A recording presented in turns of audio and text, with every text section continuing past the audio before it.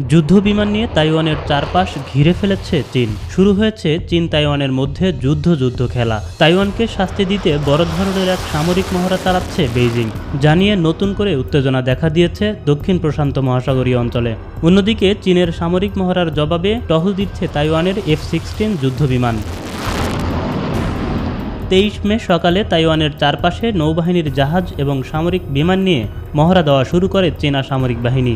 2 দিন ধরে চলা এই মহড়ার মধ্য দিয়ে ক্ষমতা দখল, যৌথ বিমান হামলা এবং গুরুত্বপূর্ণ এলাকায় নিয়ন্ত্রণ প্রতিষ্ঠার ক্ষমতা পরীক্ষা করা হচ্ছে বলে জানিয়েছেন চীনা সেনাবাহিনীর ইস্টার্ন থিয়েটার কমান্ডের মুখপাত্র।